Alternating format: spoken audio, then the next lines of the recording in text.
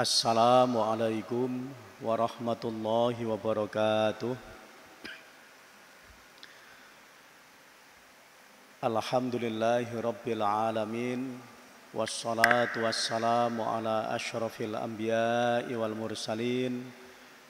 Ashhadu an la ilaha illallah wahdahu la syarika lah. Wa ashhadu anna Muhammadan abduhu wa rasuluh.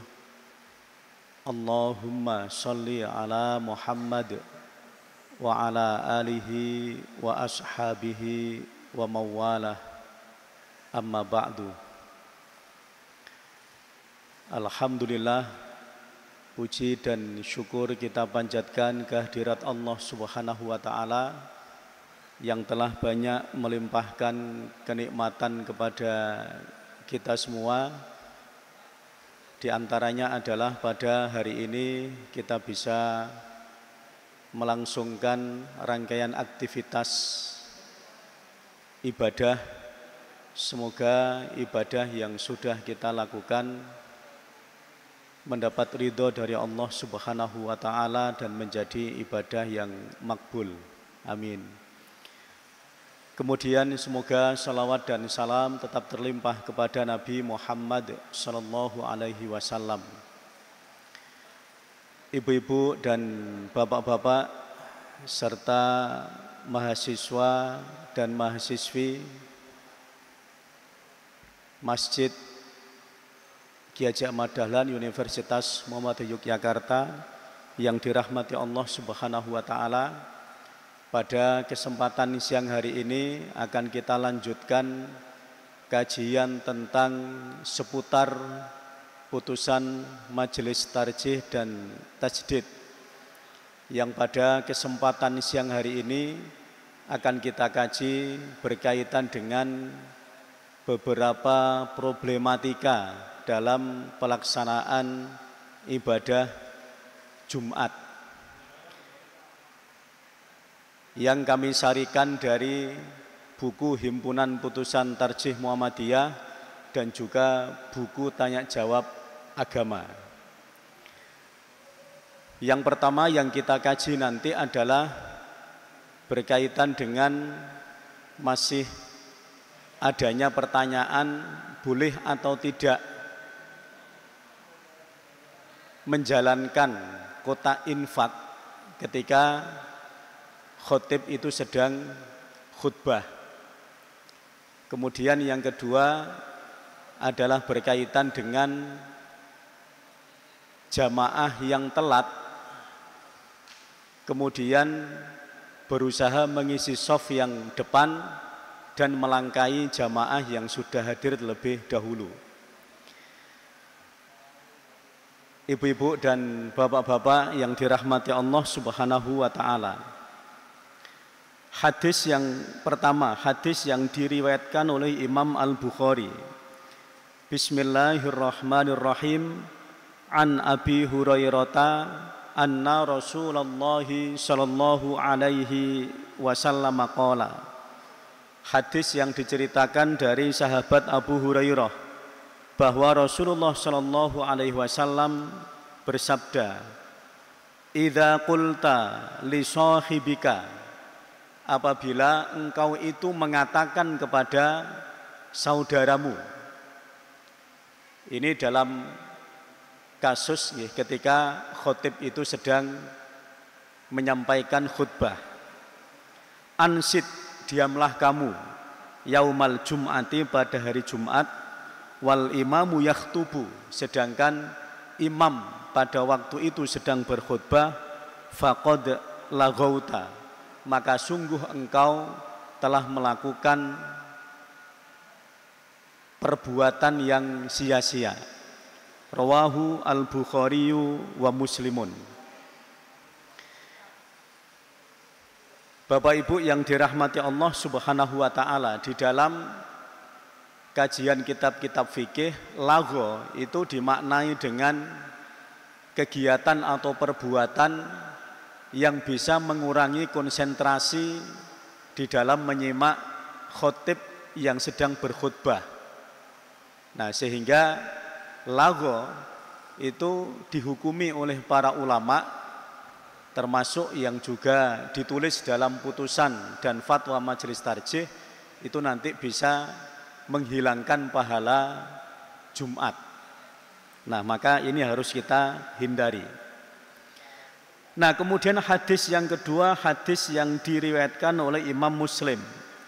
An Abi Hurairah taqala, hadis yang diceritakan dari sahabat Abu Hurairah, beliau menyampaikan, qala Rasulullah sallallahu alaihi wasallam, bahwa Rasulullah sallallahu alaihi wasallam bersabda, man tawaddoa, barang siapa dia itu berwudu, fa ahsanal wudu'a, kemudian dia itu betul-betul menyempurnakan wudunya, thumma atal jumu'ata, kemudian dia lanjutkan dengan berangkat ke masjid untuk menunaikan rangkaian ibadah Jumat. Fastama'a, dia mendengarkan dengan baik ketika khotib berkhutbah. Wa ansota, dia betul-betul menahan diri untuk tidak mengatakan sesuatu. Ghufiralahu ma bainahu wa bainal jumu'ati, maka Allah Subhanahu wa ta'ala akan memberikan ampunan kepada orang itu tadi antara Jumat yang lalu dengan Jumat pada waktu itu. Wa ziyadatu thalathati ayyamin, dan ditambah dengan 3 hari. Waman, dan barang siapa masal haso, yang dia itu memegang atau bermain-main kerikil. Ya, para ulama kemudian memaknai tidak hanya kerikil, tetapi segala atau semua benda yang itu bisa mengganggu konsentrasi ketika dibuat main-main.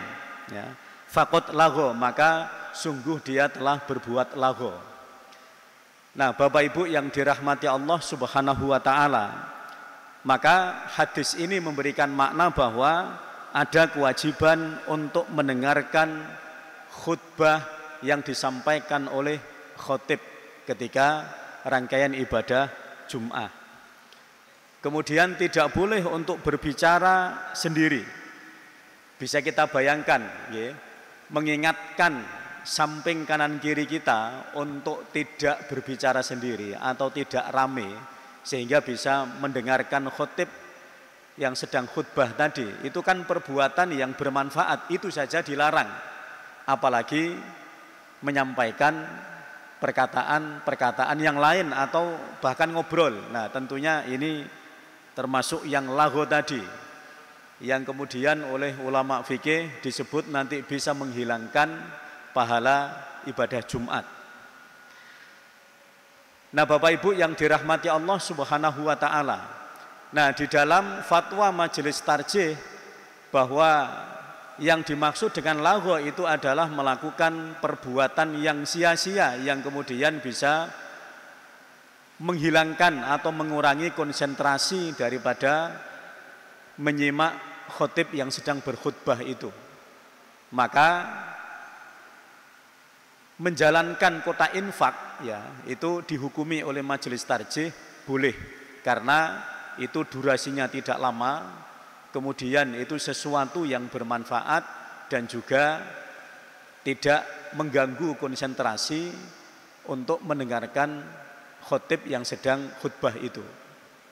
Nah, maka hukumnya adalah dibolehkan. Tetapi tadi, ya, ketika melaksanakan kegiatan-kegiatan yang lain di luar itu, ya, maka bisa masuk dalam kategori lagho, yang itu dihukumi oleh para ulama adalah bisa menghilangkan pahala ibadah Jumat. Ini yang pertama. Kemudian yang kedua, Bapak Ibu yang dirahmati Allah Subhanahu wa ta'ala, ini juga masih banyak terjadi ketika ada seseorang yang datang Jumat itu terlambat, kemudian ada shaf di depan yang masih kosong, kemudian berusaha untuk mengisi shaf itu, padahal shaf-shaf yang ada di rangkaiannya itu sudah terpenuhi dengan jamaah-jamaah yang sudah lebih dahulu hadir sehingga sampai melangkai. Nah ini termasuk hal yang dilarang ya. Hadis yang diriwayatkan oleh Ibnu Majah an Jabir bin Abdullah, hadis yang diceritakan dari sahabat Jabir bin Abdullah, anna rajulan, suatu ketika ada seseorang dakhalal masjidah, dia masuk ke dalam masjid yaumal jumu'ati, pada hari Jumat. Wa Rasulullahi, dan pada waktu itu Rasulullah Shallallahu Alaihi Wasallam yakhtubu, beliau sedang berkhutbah Jumat. Faja'ala, kemudian seorang laki-laki tadi itu yatakhatton nasa, melangkai jamaah yang sudah ada di shaf depannya karena telat tadi itu, dan dia mau mengisi shaf yang di depannya. Faqala, kemudian bersabda Rasulullah sallallahu alaihi wasallam, ijlis, kamu duduk di situ saja.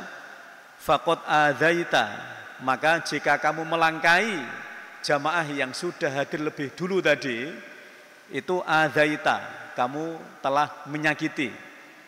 Wa anaita, sedangkan kamu itu dalam keadaan telat. Ibu-ibu dan bapak-bapak yang dirahmati Allah Subhanahu wa taala, jadi para ulama sepakat ya, bahwa kalaupun ada shaf di depan itu yang masih longgar misalnya, tetapi shaf yang di belakangnya itu sudah rapat betul, kalaupun mau mengisi di depan itu nanti melangkai jamaah yang lain, maka ini yang dimaksud dengan hadis ini, larangan untuk melangkai pundak atau melangkai leher jamaah Jumat yang sudah hadir waktu itu. Nah, tetapi beberapa ulama itu membedakan istilah, misalnya Imam An-Nawawi, kemudian juga Imam Al-Iraqi, itu membedakan antara at-takhoti dengan at-tafriq. Jadi yang dimaksud dengan hadis ini adalah tadi ketika shaf itu sudah rapat betul, kalau mau mengisi shaf depannya itu harus melangkai, itu yang dimaksud dengan istilah takhoti tadi, yang itu dilarang.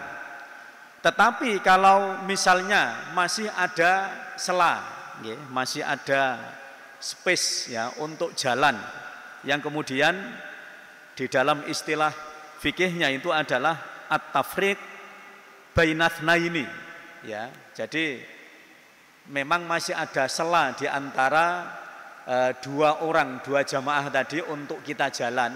Nah, itu maka beberapa ulama itu menghukumi boleh karena itu tidak termasuk melangkai tadi. Tetapi tadi ya, jumhur ulama termasuk majelis tarjih dan tajdid itu menghukumi tidak boleh ya, melangkai jamaah yang sudah rapat tadi, walaupun ya untuk tujuannya adalah untuk mengisi shaf yang di depan yang mungkin masih ada longgar tadi, masih ada kelonggaran tadi. Nah, terus bagaimana? Ya sudah, kita duduk di mana kita tidak melangkai jamaah yang lain. Untuk shaf yang kosong tadi nanti kalau sudah iqamah, nanti kemudian kita bisa melangkah maju untuk mengisi shaf terdepan yang itu memang masih kosong. Ibu-ibu dan bapak-bapak yang dirahmati Allah Subhanahu wa taala, dua itu yang kita kaji pada kesempatan siang hari ini. Semoga menjadi ilmu yang bermanfaat sehingga rangkaian ibadah Jumat yang setiap pekan itu kita lakukan nanti betul-betul sesuai dengan tuntutan, sesuai dengan tuntunan. Karena memang ibadah Jumat itu adalah bagian dari ibadah mahdhah yang tata caranya adalah harus sesuai dengan apa yang dicontohkan, apa yang sudah diperintahkan oleh Allah Subhanahu wa taala dan Rasulullah sallallahu alaihi wasallam. Wallahu a'lam bishawab. Demikian yang bisa kita kaji. Ada kurang dan salahnya mohon dimaafkan. Terima kasih. Assalamualaikum warahmatullahi wabarakatuh.